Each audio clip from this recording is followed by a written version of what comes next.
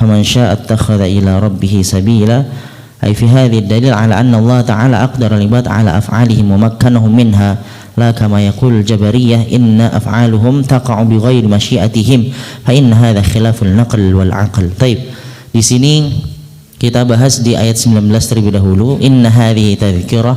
Kemarin kita bahas bahwasannya apa yang Allah berikan berita tentang surga, tentang neraka, karena kita tahu ketika disebutkan di Al-Quran tentang surga, pasti Allah sebutkan tentang neraka. Allah sebutkan neraka, pasti ada surga. Allah berikan orang yang salih, pasti ada orang yang tidak salih. Muslim dengan kafir, mathani. Ya, ini Al-Quran itu pasti berpasang-pasangan. Ketika itu Allah mengingatkan inna hadhihi tadhkirah. Sungguh semua yang disebutkan dari awal sampai tadi ayat 18 tadhkirah. Hanya peringatan untuk kalian. Yang mau ngambil silahkan, yang mau ninggalkan silahkan, kata Allah SWT. Faman syaa'a attakhadha ila rabbih sabila. Yang mau dia akan berjalan di jalan Rabbnya. Ya, yang mau. Yang nggak mau ya sudah, ya nanti tinggal tunggu saja azab di neraka. Ya ini saja tanggung jawab masing-masing. Karena apa? Makhluk yang Allah spesialkan adalah manusia.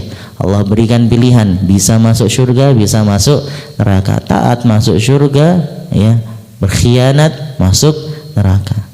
Mudah, ya, mudah pilihan. Kenapa? Liyabluwakum ayyukum fima atakum fastabiqul khairat.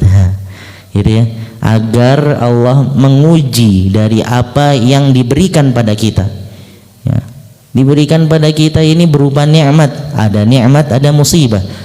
Wa nabluukum bisyarri wal khairi fitnatan atasbirun.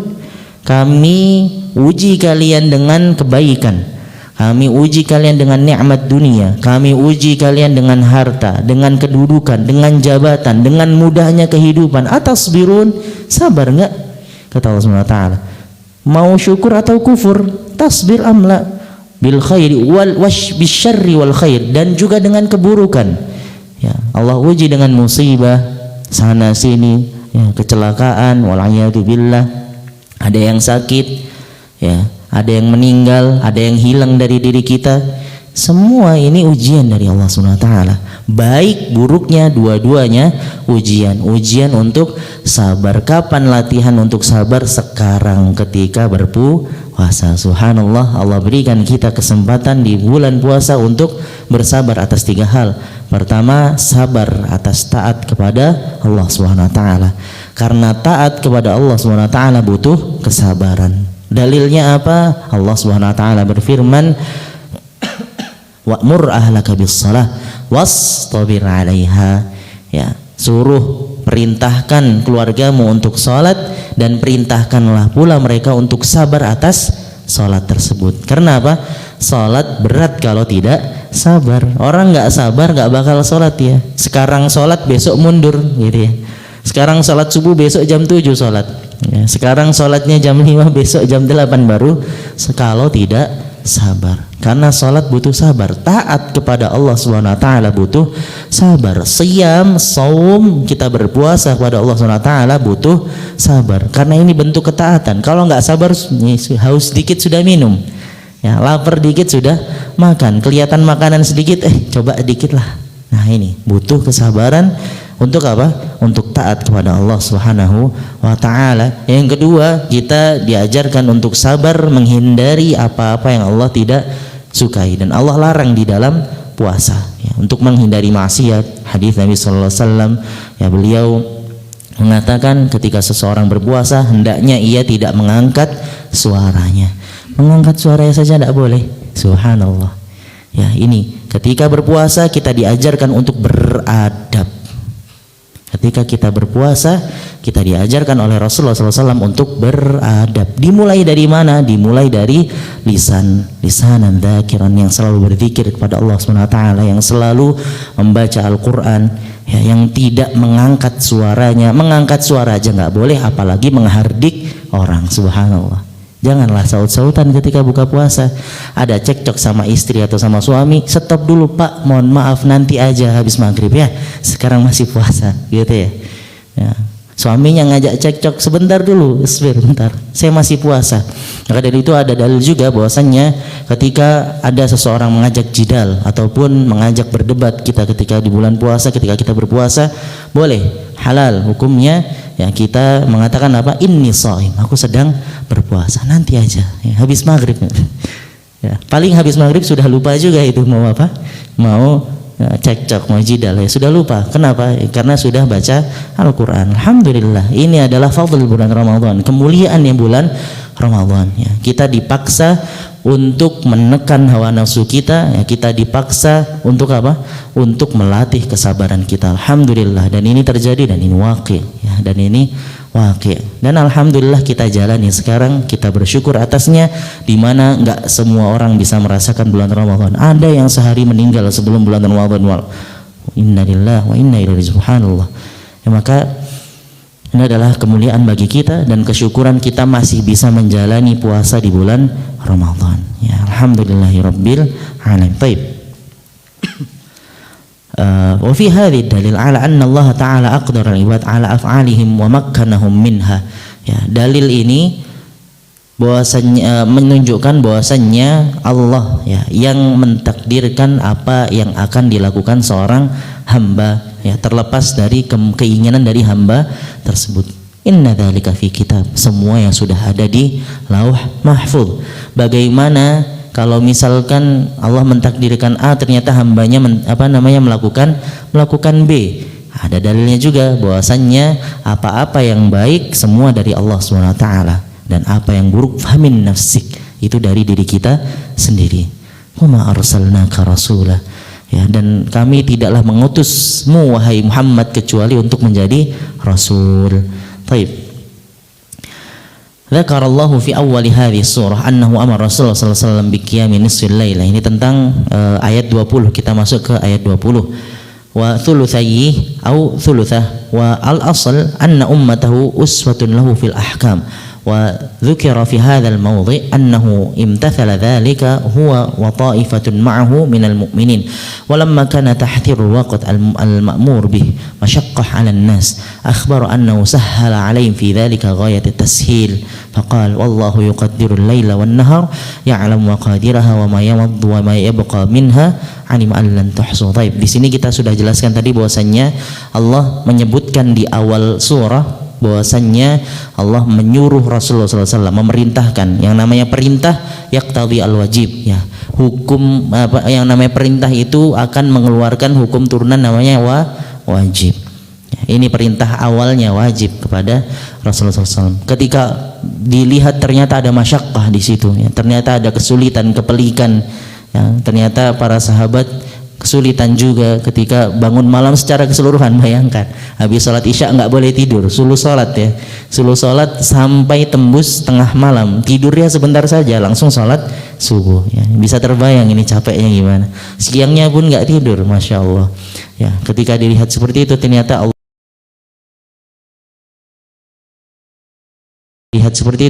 Allah ringankan. Falillahil hamdu wal minnah. Ini sebagai kesyukuran juga, Allah ringankan yang wajib menjadi nafilah, menjadi sunnah. Wallahu yuqaddirul laila wan nahar, ya, ya'lamu maqadirah. Allah yang menentukan panjangnya tadi malam dan juga panjangnya siang hari. Taib alima an lan tuhsuh ay lan ta'rifu maqadirah min ghairi ziyadah wala naqs likauni dzalik yastad'i intibahaha wa ina zaidan. Ya, di sini fataba alaikum fakhaffafa ankum. Allah tahu yang dilakukan oleh Nabi dan juga sahabatnya, mereka yang mampu dan mereka yang tidak mampu, maka Allah turunkan tadi hukumnya dari wajib menjadi nafil. Fakhaffafa ankum wa amarakum bima tayassara alaikum sawa'un zada 'alal miqdar aw naqus faqra'u ma tayassara minal Qur'an. Lakin, ya, ketika dikurangi hal tersebut, maka Allah juga memerintahkan apa? Untuk kita, ya, tidak hanya umat, tidak hanya Nabi dan juga para sahabat, tapi umat setelahnya, yaitu kita, faqra'u ma tayassara minal Qur'an, maka kita bacakan di dalam salat. Nah, ini bukan hanya di luar salat. Ini perintahnya bukan di luar salat, tapi perintahnya di dalam salat malam, ya. Faqra'u ma tayassara minal Qur'an, maka kita bacakan apa yang mudah bagi kita untuk dibaca, apa yang mudah bagi kita dihafalkan.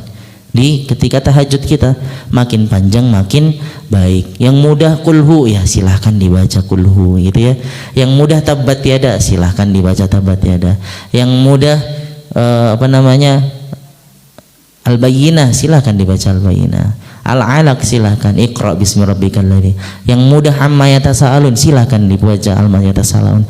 Kalau mau mengikuti Nabi sallallahu alaihi wasallam lebih mudah lagi gimana? Silahkan dibaca surah Al-Baqarah ya, 1 rakaat Al-Baqarah, 1 rakaat Al-Imran. Ini yang dilakukan oleh Nabi dan juga para sahabat terdahulu. Subhanallah ya, mereka ya, ketika sholat 1 rakaat bukan 1 halaman 2 halaman ya, tapi 1 surat ya, 1 rakaat 1 surat.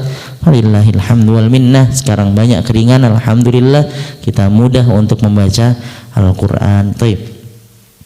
Fataba alaikum faqra'u ma yatayassaru minal Qur'an mimma ta'rifuna wa la yashukku alaikum, yang kalian tahu dan tidak menyulitkan kalian untuk dibaca. Walihada kana al-musalli bil lail ma'murun bis shalah ma dama nashitan fa idza fatar aw kasal aw na'is falyastarih liya'ti as-shalah bi tuma'ninah wa rahana. Ini maka dari itu turun hukum turunan.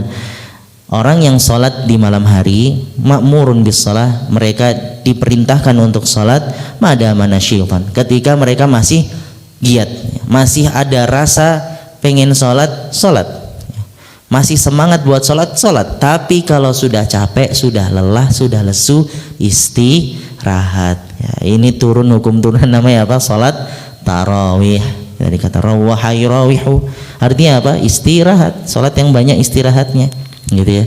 Jangan buru-buru ketika sholat, jangan terburu-buru. Bismillahirrahmanirrahim. Allahu Akbar. Allahu Akbar. Ya, ini bukan sholat tarawih namanya. Sholat ngebut, sholat ajilah namanya. Gitu ya. Bukan tarawih, tapi ajilah. Yang diminta itu istirahat, ketika capek istirahat. Ya, bukan malah dipaksain ngegas terus. Yang ada apa? Encok pinggang ini gitu ya. Masya Allah. Ya, kalau kayak gitu sholatnya, model sholatnya encok pinggangnya, nggak jadi sholat, nggak ada tumak ninahnya. Padahal Rasulullah SAW mengatakan di hadis apa? Al-musi fis sholat, mereka yang buruk peringainya ketika sholat adalah apa? Ketika mereka tidak tumak ninah ya. Ketika sahabat datang kepada Rasulullah SAW ya, dia masuk ke suatu masjid, ternyata ada perkumpulan Rasul dengan para sahabatnya. Ketika itu Arabi ini dia sholat 2 rakaat. Setelah sholat dia datang pada Rasulullah. Assalamualaikum ya Rasulullah. Ketika Rasulullah SAW jawab Waalaikumsalam warahmatullahi wabarakatuh, ya silahkan untuk sholat kembali, Anda belum sholat. Subhanallah ya. Ketika itu Arabi ini dia, orang Arab ini dia sholat kembali 2 rakaat ya.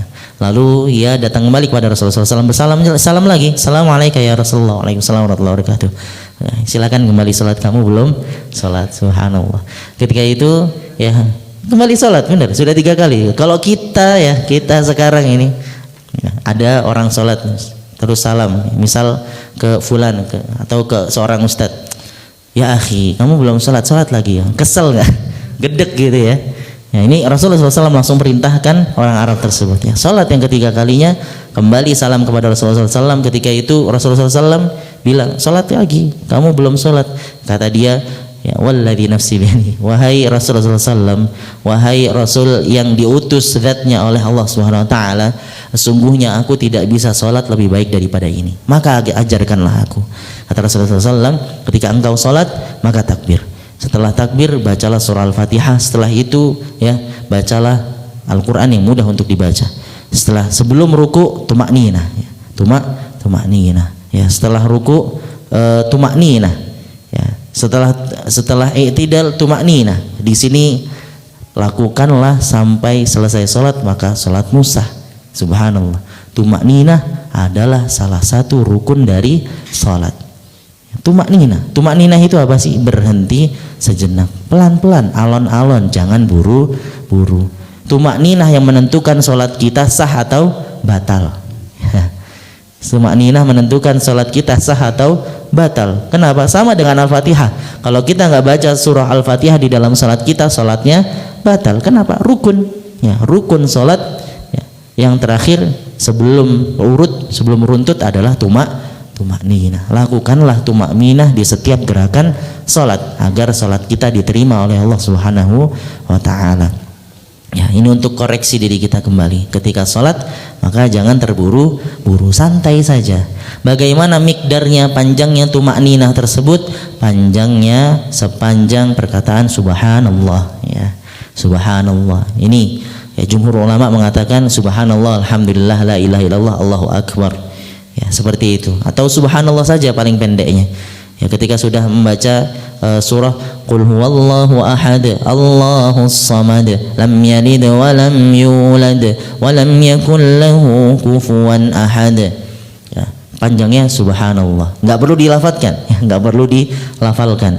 Itu bukan lafal di dalam salat, ya.